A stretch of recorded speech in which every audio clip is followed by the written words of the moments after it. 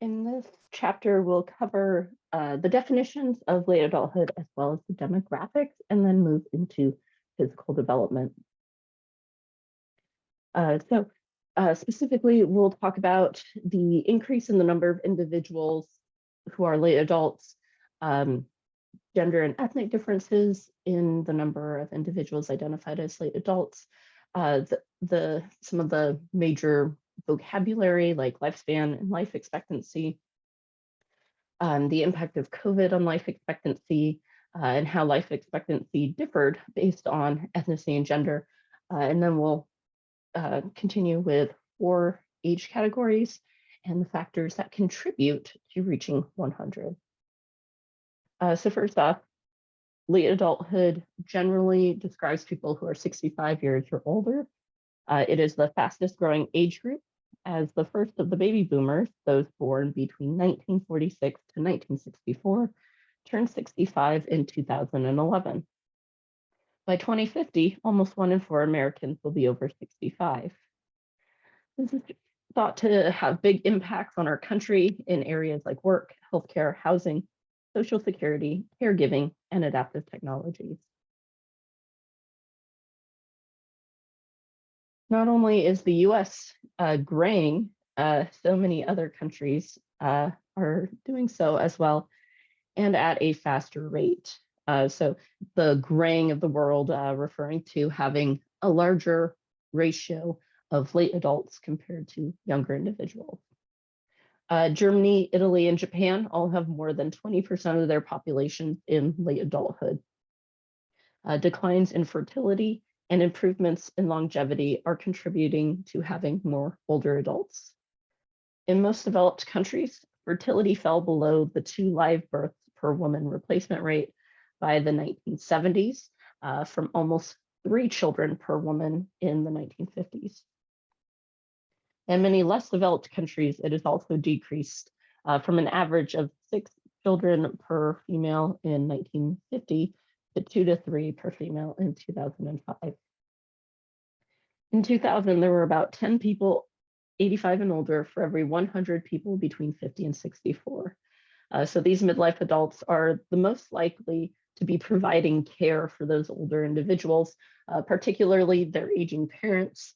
And with the number of older adults needing support expected to more than double by 2040, families will need more external physical, emotional, and financial support. A lifespan, or maximum lifespan, is the greatest age reached by any member of a given population or species. For humans, that appears to currently be between 120 and 125.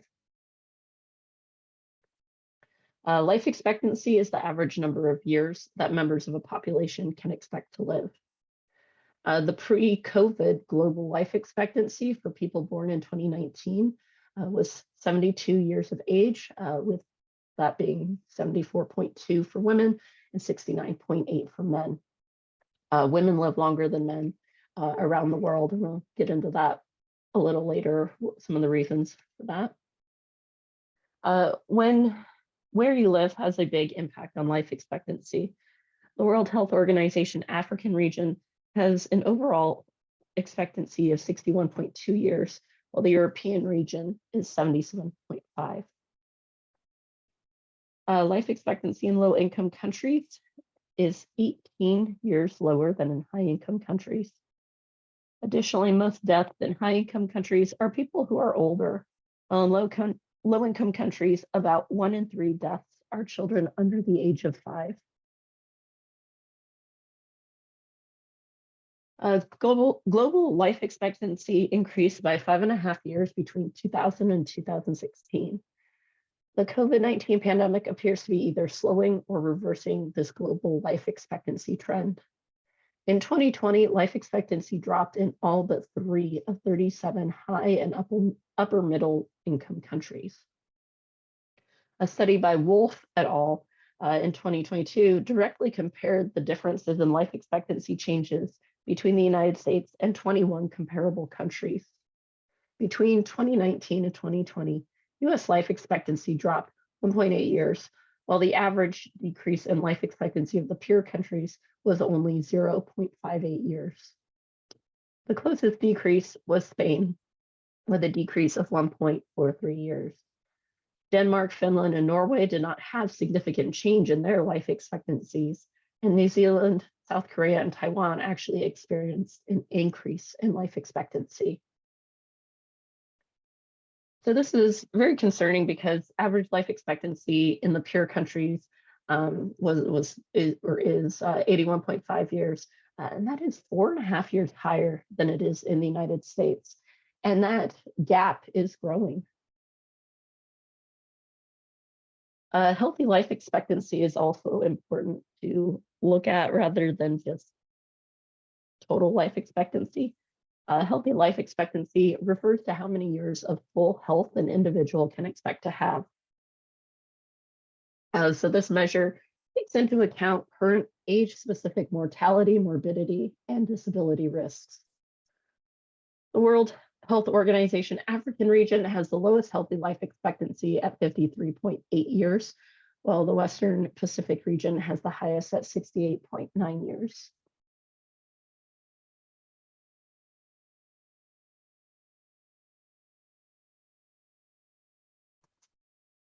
US life expectancy significantly decreased from 2019 to 2020 due to the pandemic, going from 78.8 years to 77 years.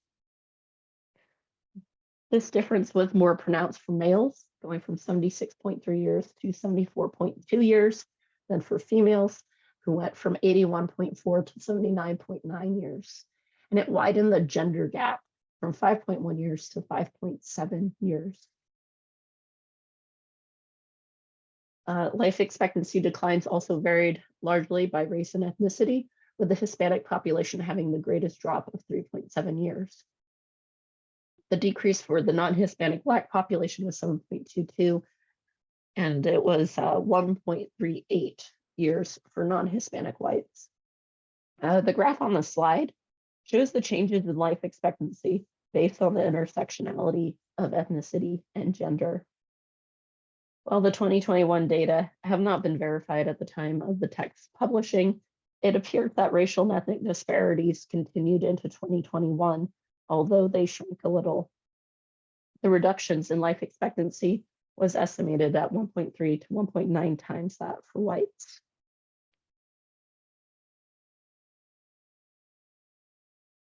A higher percentage of deaths occurred in Hispanic, Latino, non-Hispanic, Black, American Indian, and Alaskan Native populations. And there are several reasons for these disparities. First, racial and ethnic minorities are disproportionately represented among essential workers. For some examples, the healthcare field, retail, farming, factories, food services, and more. These jobs were largely unable to be done remotely. There was a higher risk of exposure and infection. Second, disproportionate representation in settings that had more outbreaks, such as correctional facilities, homeless shelters, long-term care facilities, and living in multi-generational homes, which put racial and ethnic minority groups at greater risk. And finally, disparities in medical care and underlying health conditions disproportionately affect non-dominant groups. Entrenched racial discrimination is a contributing factor to all of these disparities. The pandemic very much magnified these disparities and showed the importance of closing the gap between different racial and ethnic groups.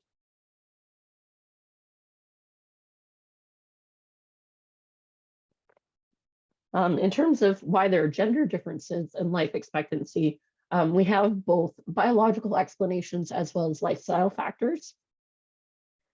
Biological explanations for women's longer lifespans may be due to having two X chromosomes. This gives them an advantage because the better or healthier chromosome can be activated, resulting in greater genetic stability. Males only have one X chromosome, and the Y chromosome is smaller than the X chromosome, and so it doesn't have all of the same genes on it. So if there's only that one gene, that will be expressed even if it is recessive. Additionally, some have suggested that because women are the default sex in terms of how we develop in utero, the masculinization of a male fetus due to the SRY gene on the Y chromosome results in a change of direction of development and thus an increased number of disturbances and developmental disorders. Men are more prone to catching viral and bacterial infections, and their cellular immunity decreases faster with age compared to women's more slow immune system deterioration. Women, however, are slightly more at risk of autoimmune and inflammatory diseases. Hormones are also thought to influence sex differences. Estrogen helps to protect the heart and circulatory systems and has antioxidant properties to help ward off the negative effects of free radicals. Testosterone, on the other hand, is related to greater cardiovascular and immune disorders. It also influences level of aggression. And as we've talked about before, men and women both have estrogen and testosterone, just in very different quantities. Additionally, the frontal lobe develops more slowly in boys and young men, and it's responsible for controlling judgments, helping us to inhibit quick responses. And so this may contribute to unhealthy and risky lifestyle choices like smoking, excessive drinking, accidents, and violence, all things more males tend to die from than females. The lifestyle factors that impact lifespan. First, males do tend to work in more dangerous jobs and are exposed to more violence. Males are more likely to be in law enforcement, the military, to fight fires, and to work in construction, mining, logging, right? All of these jobs putting them at more risk. 77% of homicides in the United States were males, and males are almost 3 times as likely to commit suicide as females. Men are also less likely to have health insurance, to regularly see a doctor, or get treatment for a medical condition. Finally, men are also less religious than women, which is associated with having healthier behaviors. And finally, men tend to have fewer social contacts. About 20% of men 50 and older see their friends less than once per month. Only 12% of women saw their friends at that same frequency or lack of frequency. So because we are living so long, many developmentalists now divide late adulthood into 4 different categories: the young old, the old, the oldest old, and centenarians. And if you're going, these names are goofy, I didn't come up with them. So the first, the young old, those 65 to 74. These individuals are often seen as in their golden years, a time of relative happiness, emotional well-being, right? They're still in relatively good health. They're still socially engaged. Most are experts in their field. They have strong performance in attention memory and crystallized intelligence tests. And in fact, they are more similar to midlife adults than to the old. They are likely to still be living independently. They're likely to be married and working for pleasure rather than for need. The old, those 75 to 84, are likely to be living independently, but often experience chronic diseases like congestive heart failure. The oldest old, those 85 to 99, the fastest growing group, especially among women. Usually these individuals have more serious chronic illnesses and disabilities, higher rates of hospitalizations, more likely to require long-term care and to be in nursing homes. They are also less likely to be married and living with a spouse, especially if they're female. And then the centenarians, and sometimes the centenarians are grouped in with the oldest old. Sometimes they're given their own category. Those centenarians generally are healthier than many of their peers while they're aging. Often they don't experience serious disease or disability until they reach their 90s. They're also more likely to experience a rapid terminal decline and to have more compression of morbidity. And what that means is in terms of like when you start to get into poor health and are reaching death. So instead of, say you're going along living, right? And then you start experiencing more diseases, more disability, having probably less quality of life before you die, right? So morbidity is that period of illness and disability. So from about here to death point, right? Compression of morbidity is how do we make that smaller? So for somebody who's a centenarian, let me change color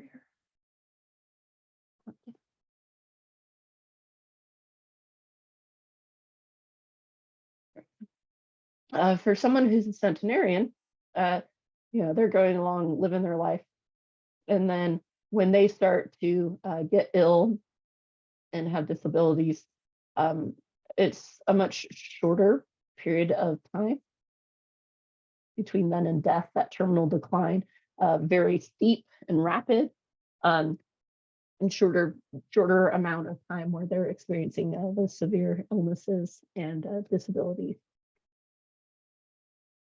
The Guinness World Record for oldest human that has been verified is Jean Louise Calment, who lived to be 122 years and 164 days.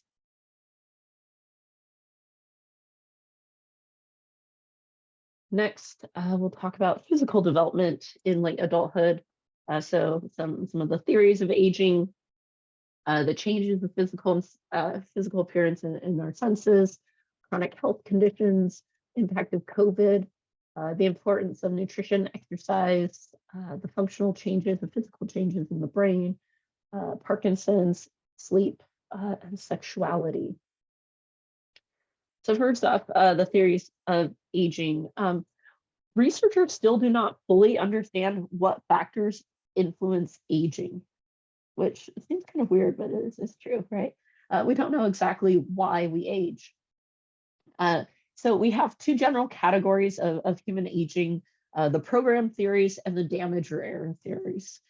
So aging, with the program theories, aging that follows a biological timetable, possibly a continuation of childhood development. That timetable depends on changes in gene expression that impact maintenance, repair, and defense responses. Some genes promote longer life, while others influence the development of physical aging, things like wrinkling, graying hair, things of that nature. So evolutionary theory suggests that natural selection, that process of genes that help one to survive and reproduce, becoming more common in a breeding species, has not been able to get rid of genes associated with aging, like Alzheimer's disease. And this is thought to be because aging genes are not expressed until an individual has passed their major reproductive years. So genes associated with age disorders that appear earlier may already have been bred out, but those ones that appear later, we still have them because, again, we don't know we have them until we're past those major reproductive years. Cellular clock theory states that biological aging is due to normal cells only being able to divide 40 to 60 times. This is sometimes referred to as the Hayflick limit. And this limit exists because telomeres, a sequence of DNA that doesn't code for a protein, but acts as rather a protective barrier cap at the end of our chromosomes, shorten each time our cell divides and replicates. And that's what's being shown in this diagram here, telomeres shortening after multiple replications until they can no longer protect those ends of the chromosome. Once the telomere gets too short, one of three things happens. Cellular senescence, the cell stops replicating by turning itself off. Apoptosis, the cell stops replicating by dying. or abnormal division. So it just keeps dividing, which we see with cancer. The damage or error theories emphasize environmental factors that cause cumulative damage in organisms. So we have immune and hormonal stress theories, which suggests that the life-sustaining activities of the body or metabolic stress, as well as changes in the immune system, lead to the aging process. Both the innate and the adaptive immune systems change with age. The innate immune system, our skin, mucous membranes, cough reflex, stomach acid, and specialized cells that alert the body of an impending threat, loses its ability to communicate as effectively as we age, and so it becomes harder for the body to mobilize its defenses. The adaptive immune system includes the tonsils, spleen, bone marrow, thymus, circulatory system, and the lymphatic system that work to produce and to transport T cells, which are also called lymphocytes. T cells or lymphocytes fight bacteria, viruses, or other invaders. And they learn to fight a particular virus or bacteria after being exposed to it. So they then become memory cells, which help the body remember how to fight that invader if it's exposed to it again. And that's how vaccines work, right? You get exposed to a weakened or dead form of the virus, and that causes you to form those memory cells. So next time you're exposed, your body will quickly respond. As we get older, we produce fewer T cells, and so we have fewer cells to be programmed to fight off new threats. And even new vaccines will work less effectively among those who are older. And then hormonal stress theory. Hormonal stress theory, also known as neuroendocrine theory of aging, suggests that as we age, the ability of the hypothalamus to regulate our hormones begins to decline, and that leads to metabolic problems. Cortisol is a stress hormone, and unlike many of the body's hormones, it does not decrease as we age. The more stress we experience, the more cortisol is released, and the more damage occurs to the hypothalamus. Changes in hormones are associated with several health problems and increase with age.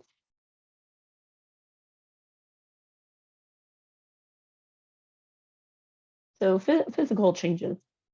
The process of aging varies person to person and across different organ systems. We have several general changes, though, in that we do continue to lose lean tissue and gain body fat, a trend that began after the age of 30. The skin also continues to thin and wrinkle. Age spots, skin tags, and bruising become much more common with age. Hair loss and graying continue, and hair growth slows.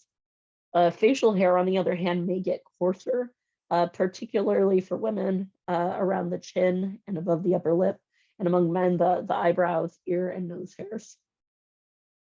The nails thicken and ridges and pitting become more common. We also lose 1 to 3 inches in height as we age at a rate of about ½ an inch every 10 years, starting at 40, and faster typically after age 70. Typically, men gain weight until about 55 years of age before beginning to lose weight. Women often gain weight until 65 years of age before starting to lose weight. This weight loss in late adulthood is partially due to the replacement of lean muscle with fat, and fat weighs less than muscle. We also lose weight due to sarcopenia. So that loss of muscle tissue that occurs as we age, it tends to be particularly noticeable in men and in inactive people. Loss of muscle speeds up around 75 for most. Sarcopenia is a major contributor to frailty and falls and fractures because it decreases your strength and mobility. Weightlifting and aerobic exercise are key to slowing down sarcopenia. All of the senses experience a decline in late adulthood, especially among the oldest old. The visual changes that began in middle adulthood, like presbyopia and difficulty seeing in dim light, continue, and 3 major eye diseases become more common. First, cataracts, which is the clouding of the lens of the eye that occurs as protein clumps together. Several people have cataracts after the age of 60, and by 75 years of age, 70% of adults have problems with cataracts. Cataracts also discolor the lens, which can make it hard to distinguish some colors. Cataracts are treated by surgically replacing the lens with a synthetic one. It is the leading cause of blindness in less developed countries where access to the surgery is limited. Age-related macular degeneration. This is the loss of clarity in the center of your field of vision. And that's because the macula, the center of the retina, is deteriorating. And if you remember, the retina is the back of the eye where our photoreceptor cells are, those rods and cone cells, which make sense of light waves. So age-related macular degeneration greatly impacts day-to-day functioning. There are 2 types, dry and wet. There is no effective treatment for the dry type. The wet type may be helped by medication and surgery. Glaucoma is the loss of peripheral vision. So kind of the opposite of the macular degenerations. Instead of middle becoming difficult to see, the edges of your visual field become difficult to see. Glaucoma is frequently due to the buildup of fluid in the eye, and this leads to too much pressure within the eye and damage to the optic nerve. The rate of progression can be slowed with medicated drops, especially if it's diagnosed early. Glaucoma is the most common cause of blindness in the United States. So all of these eye diseases are why they recommend going to see an eye doctor for eye exams more frequently as you age. Hearing loss becomes more common with age as well. About 1 in 4 adults 65 to 74, and half of individuals 75 and older have disabling hearing loss. Presbycusis, or old hearing, is a common form of hearing loss in late adulthood that results in a gradual loss of hearing as the little hair cells in the ears become damaged. Tinnitus is a ringing, hissing, or roaring sound in the ears, may become more common with age as well. Taste and smell can decline with age. Loss of taste occurs slowly and often isn't noticed until one's 60s. And usually it is due to that loss of smell because smell is very much tied to our experience of flavor. Loss of smell due to aging is presbyosmia, or old smelling. And total loss of smell is anosmia, although it tends to be pretty rare. People may have reduced sensations of vibration, cold, heat, or pain. About 60 to 75% of people over 65 have some type of chronic pain, even though they are less sensitive to pain due to a decrease in brain volume in the structures involved in pain. Women are also more likely to feel pain than men due to having fewer opioid receptors in the brain. And because of this, opiates also tend to offer less relief to women. Nutrition. Late adults should maintain a healthy diet to manage chronic health problems, increase mental alertness, resist illness, boost energy, and to improve immune system strength. 50% of one's diet should be fruits and vegetables, 25% grains, preferably whole grains, and 25% protein-rich foods like nuts, beans, fish, lean meat, poultry, and low-fat dairy products. Changes in smell and taste, as well as the loss of teeth, can make healthy eating difficult. Additionally, late adults often use more salt and sugar to improve the taste of food, which tends to not be good for several chronic conditions. So chronic illnesses are illnesses that are ongoing generally incurable conditions that require continuing medical attention and affect daily life.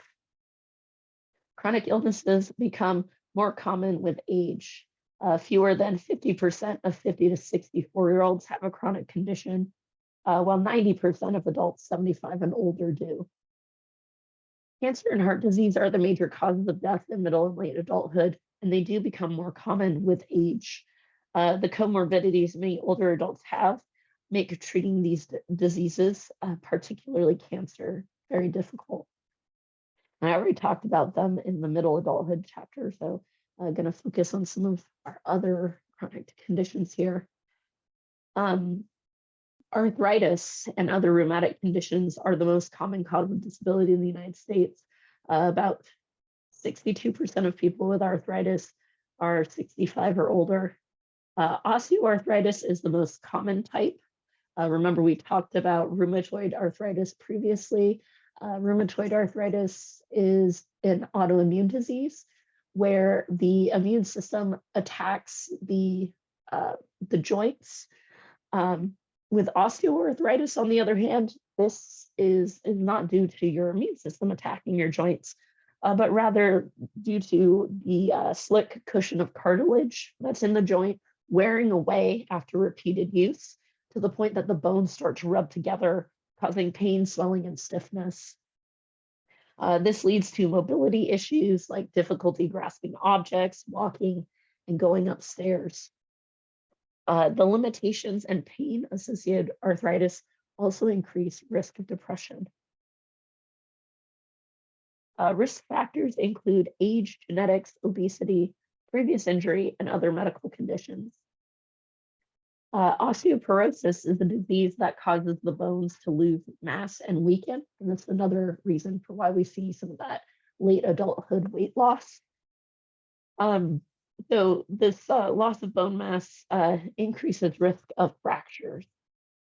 After 50 years of age, 1 in 2 women and 1 in 4 men will experience an osteoporosis fracture, commonly the wrist, hip, or spine. A broken hip is very serious as it increases the risk of death, especially in the year following the break. When the spine weakens, adults gradually lose height and their posture becomes hunched, as seen with kyphosis. This can lead to difficulties with walking and sitting up. We can help to prevent the loss of bone mass by eating a healthy diet that includes plenty of calcium and vitamin D, exercising regularly, limiting alcohol, and avoiding smoking.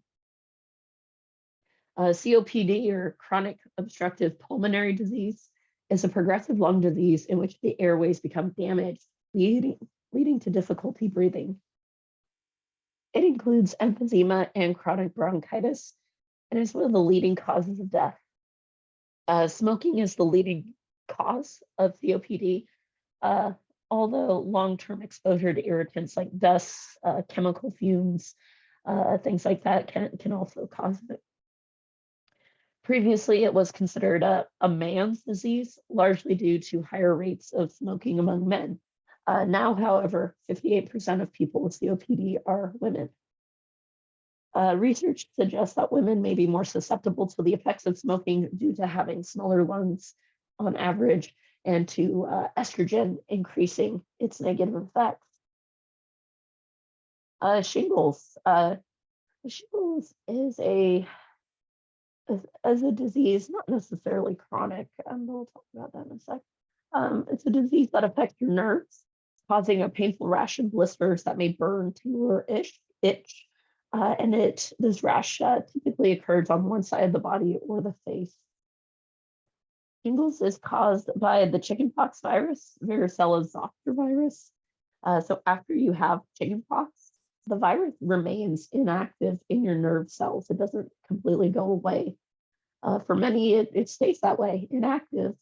But in 1 in 3 adults, the virus reactivates, and instead of causing chickenpox, you have shingles instead. Advanced age is a major risk factor because the immune system weakens over time. About half of shingles cases occur in adults 60 and older. Most cases last 3 to 5 weeks. However, for some, ongoing pain in the area where the rash was continues, and this is called post-herpetic neuralgia. The older you are, the greater the risk of developing that. And there are additional risks with shingles. Sometimes it can cause brief facial paralysis, hearing loss, and very rarely encephalitis, which is swelling of the brain. However, there is a shingles vaccine recommended for those 50 and older. So, and we do have, we've had chickenpox vaccines for a little while now. So you can also prevent getting chickenpox and having the virus that causes shingles inside of you as well.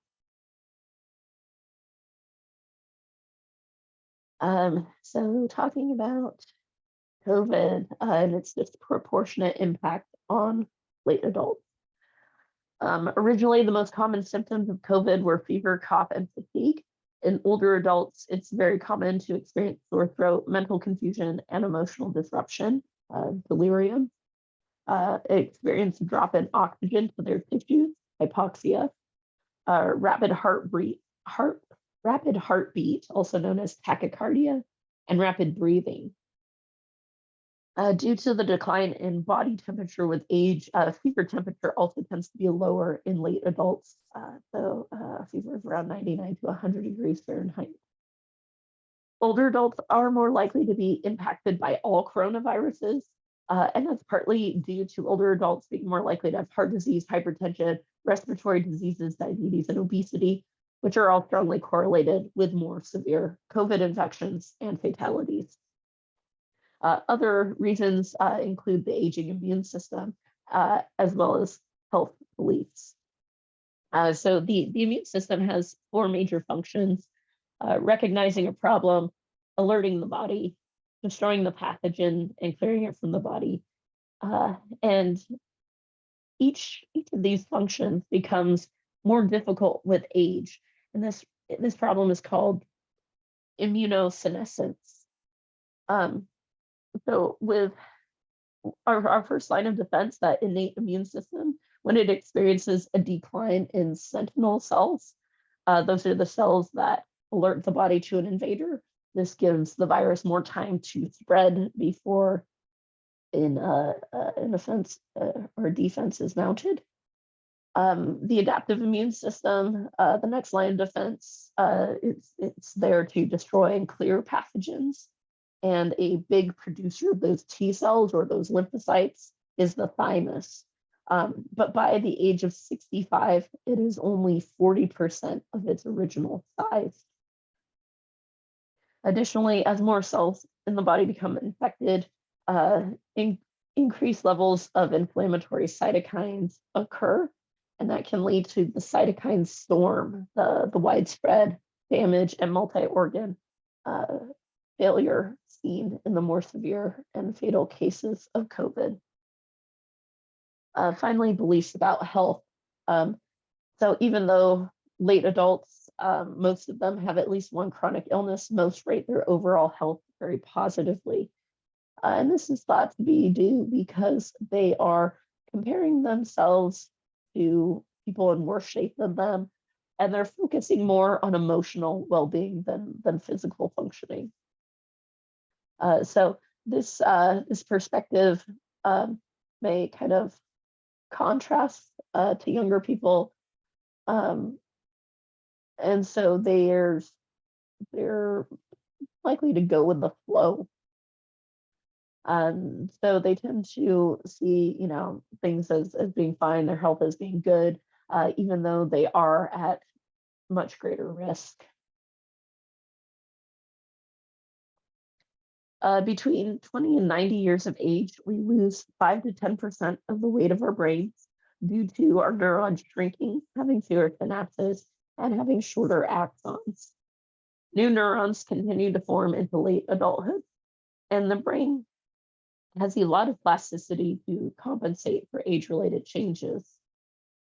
The scaffolding theory of aging and cognition states that the brain adapts to neural atrophy with the dying of brain cells by building alternative connections referred to as scaffolding. So the scaffolding allows for retention of high levels of performance. Healthy brain function is promoted by physical activity, especially aerobic exercise. which is associated with less loss of gray and white matter. And if you remember, gray matter refers to the cell bodies. White matter refers to the fatty tissues, such as the myelin sheath that forms on axons and helps to speed messages signaling neuron to neuron. Cognitive training does seem to improve the efficiency of the prefrontal cortex and executive functions. Physical and cognitive activities support physical and cognitive activities support cognitive reserve, the structural and dynamic capacities of the brain that buffer against atrophies and lesions or destruction of brain tissue. It is best to begin activities earlier in life, although it is still beneficial to start them in late adulthood. ACTIVE is an acronym for Advanced Cognitive Training for Independent Vital Elderly. This study tested over 2,800 people between the ages of 65 and 94 who received 10 group training sessions and 4 follow-up sessions to improve their cognitive functioning. It worked with improved cognitive function seen 5 years later. The downside is that only the specific tasks trained showed improvement. It was not generalizable to other abilities. So these types of cognitive training programs have not been found to delay or slow the progression of Alzheimer's disease. The best ways to minimize the effects of primary aging of the brain are physical exercise, learning new skills, and socializing. All that will help build cognitive reserve.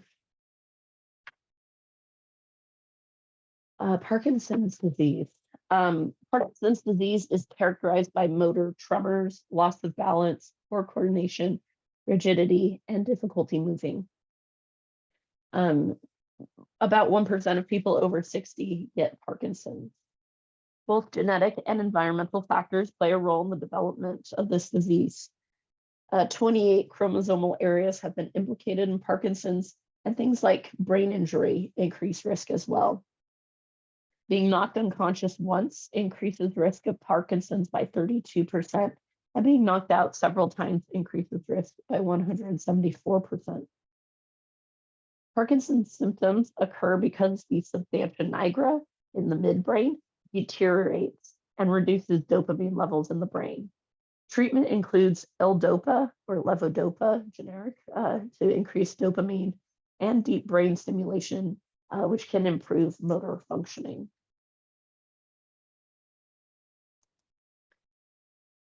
Sleep. So late adults still need 7 to 9 hours of sleep per night, as younger adults do.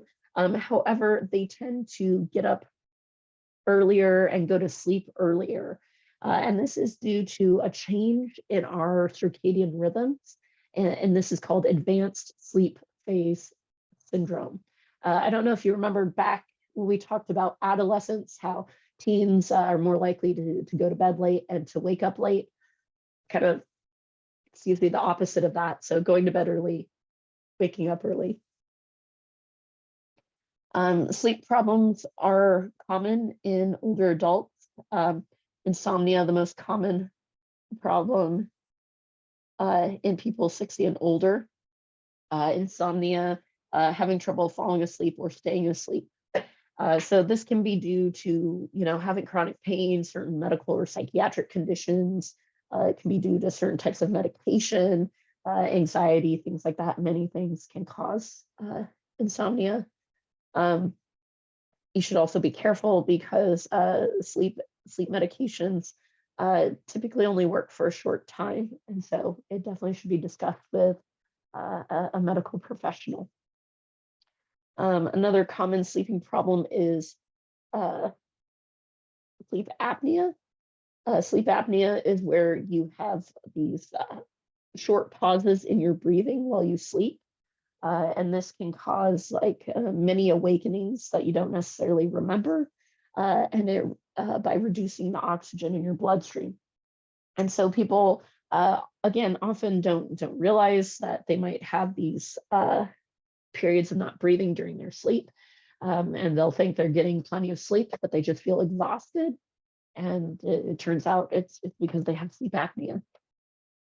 Other things, other problems of sleep, restless leg syndrome, which is where people might feel that pins and needles or tingling feeling in one or both legs, that gets worse at night. Periodic limb movement disorder. This is where people actually jerk their legs every 20 to 40 seconds while they sleep. Don't want to sleep next to them. And REM, sleep behavior disorder. So REM stands for rapid eye movement. It is a particular phase of sleep during which our eyes move very rapidly and we tend to experience dreaming. The brain is very active. The body, however, should be still. It should be essentially paralyzed. And the reason for that is so you don't act out your vivid dreams that you tend to experience during this phase of sleep. With someone who has REM sleep behavior disorder, that mechanism isn't in place, and so they do act out their dreams. And I don't know if you're familiar with Mike Birbiglia. He's a stand-up comic, and he's talked about his REM sleep behavior disorder. He actually got up and jumped through a window at a hotel while he was asleep. And when he came to, he's just covered in blood, and people are shouting like, "Oh my God!" And yeah, he found out that's what he has, REM sleep behavior disorder. Very difficult to sleep. So many medical conditions can impact sleep as well. Diabetes, acid reflux, renal failure, respiratory diseases, Parkinson's, Alzheimer's, things like that. So again, a lot of things can negatively impact sleep. In terms of, not there yet. In terms of exercise, sorry, that's what I was like, what else was I going to do? Getting that 150 minutes per week of moderately intense exercise can help to improve sleep quality as well as overall health, lowering risk of heart disease, diabetes, things like that. And not only getting that aerobic activity in, but also fitting in a few sessions of weight training and balance and stretching. So it's very helpful for everybody, and perhaps particularly for late adults. And then sexuality. So there are kind of these myths around older people being kind of genderless and asexual, right? That they don't want to have sex anymore. However, this is a myth. Many couples find greater satisfaction actually in their sex lives compared to when they were younger. So some reasons: they tend to have fewer distractions, they have more time and privacy, they're not worried about getting pregnant, and they tend to have greater intimacy with a lifelong partner. So the National Survey of Sexual Health found that 20 to 30% of individuals remain sexually active well into their 80s. However, there are many health issues that can get in the way of enjoying healthy sexual relationships. So there are various problems like chronic illnesses, like diabetes, arthritis, heart disease, right? All of these things can have an impact, particularly for heart disease. That's been linked with having difficulty achieving orgasm. If you have a stroke, that can lead to paralysis. And then if you have neurocognitive disorder, you may exhibit inappropriate sexual behaviors. Hormonal changes, physical disabilities, medications you may be taking, having to take a break after following a surgery can also impact ability to participate in sex. Um, Additionally, if you have negative feelings about aging, that can also make it harder to feel attractive and to want to engage in sex. Or if you're, worried about performance issues like erectile dysfunction, it does become more common with age. So if there's a decline in sexual activity for a heterosexual couple, it's usually due to a decline in the male's physical health. So how do we keep having a healthy sex life later in life? I mean, first off, try to stay sexually active and healthy. Um, there's it's it's easier to continue behaviors that you're already engaging in. So, you know, maintaining a good health routine earlier is tends to be easier.